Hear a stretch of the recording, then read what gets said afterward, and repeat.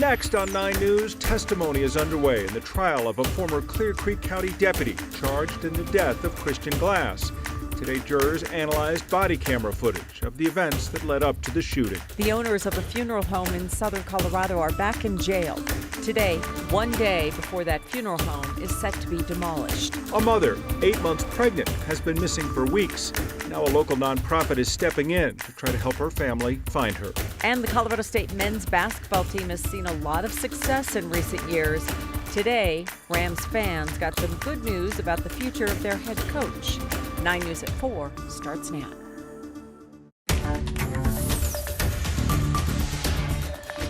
Well, we started at 4 o'clock with a look outside. Another beautiful spring day in Denver. The highs jumping up around 70 degrees. Don't get used to it, though, as you might expect. In April, changes are on the way, and some could come as early as tonight. That's why we're going to get right to Kathy. It's a little windy, too, out there, which makes me a little nervous. Yes, it's a little breezy. And me, Kim, and everybody right now. We have critical fire weather conditions. Just in the last few hours, the winds have really begun to increase out of the southwest. And we've seen gusts of 40, 50, and could go to 60 miles per hour. And we're going to be bracing for a round of snow in the high country that will impact travel up there as well. So we have windy conditions tonight with high fire danger. Rain showers are possible overnight, and heavy mountain snow is likely. But look at the current temperatures. Almost 90 in Lamar, 70s in Denver, Greeley. It's starting to be a little cooler in northern Colorado with the approach of a cool front that will bring the rain and snow that we desperately need. But out ahead of it, winds out of the southwest have really been ramping up. There's a gust of 43 at DIA, gust to over 40 at Sterling and Akron, and the winds will only increase with the arrival of that front in just a few hours. So extremely gusty, extremely warm and dry. Red flag warnings remain in effect tonight, and then tomorrow we'll go into a high wind warning as the winds shift out of the northwest. We do expect to see some rain showers at some point tonight when the winds are not doing the downslope event and are shifting out of the north and northwest. We really need that moisture, but the moisture coming in tonight means that will be a factor for the drive for you tomorrow morning. So we're going to cover all of that in Maine weather coming up in just a bit, and this is just day one of what will be a very cool and unsettled week of weather for us, with a chance, you guys, for some snow in Denver. All right, pay attention. Thank you, Kathy. Jurors in the trial of a former Clear Creek County deputy who shot and killed Christian Glass in 2022 watched hours of body camera video of that encounter today. And they also saw video of an interview former Deputy Andrew Bune did with the Colorado Bureau of Investigations hours after the shooting. 9 News reporter Steve Steger has covered this case since the video was released a year and a half ago. And Steve, the video evidence is really the center of this case. Absolutely the center, Kim. It was the release of that video months after Christian Glass was shot and killed that seemed to get this whole criminal case into motion. It shows Deputy Andrew Bune responding to Christian Glass's 911 call for help, then shooting him about an hour later. On the witness stand today, CBI investigator Derek Graham. He interviewed Bune hours after that shooting. Prosecutors are using his testimony to introduce body camera videos from Bune and his partner Tim Collins. So the jury did a lot of sitting and watching today. Late last week, the court released witness lists for both the defense and the prosecution. And through that list, we learned former Deputy Kyle Gould, who pleaded guilty to not intervening to stop this shooting, may be called to testify for the defense. I asked 9 News legal expert Scott Robinson if the fact that he has already admitted guilt would hurt his ability to testify in Bune's defense. The fact that any witness in a criminal case has pled guilty to something in relation to the case is going to affect their credibility in some way. But it isn't going to make him a witness that I think jurors would automatically discredit. Now, all of that body camera video viewing took up a lot of time today. So Christian's mother, Sally Glass, isn't expected to testify now until tomorrow. Also on the witness list for the prosecution, all of the other officers who were on scene that night. And Robinson says that may be a little tricky, as all of those officers have pending cases against them for not intervening to stop this shooting. In the studio, Steve Steger, 9 News.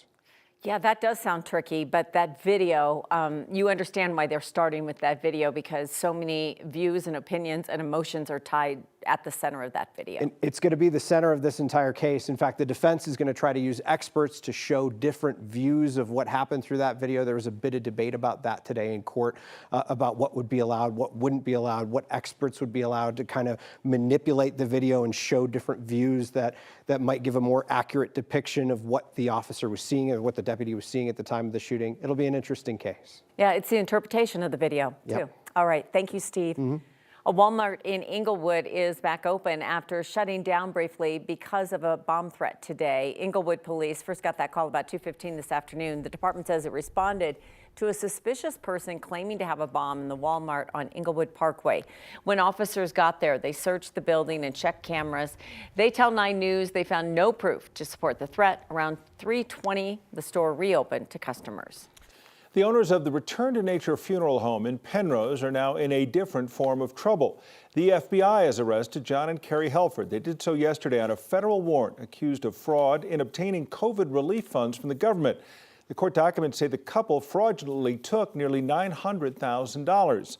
These new federal charges against John and Carrie Helford add to the charges in Colorado State Court for abusing corpses.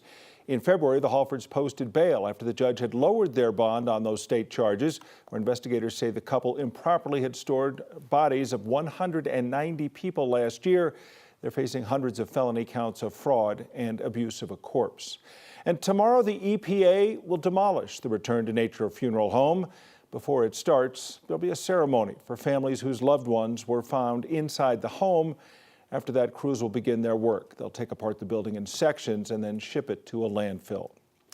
And today, the state Senate passed a bipartisan bill that would require people who work in funeral homes to be licensed.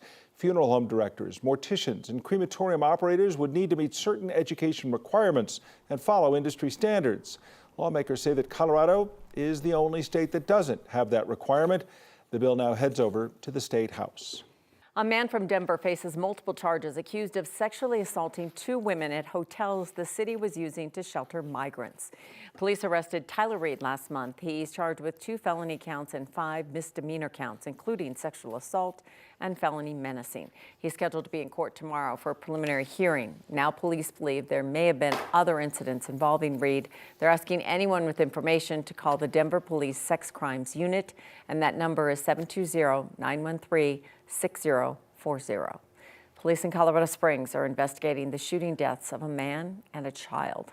On Friday about 5 a.m., police responded to calls of a shooting on the northeast side of the city. When they arrived, they found an adult man and a child dead. Today, the El Paso County Coroner's Office identified the man as 48-year-old Christopher Rial. The child is 7 years old. Police say the 2 victims were known to each other. The cause of death has not been determined, but police say they are investigating the child's death as a homicide and Rial's death as a suicide.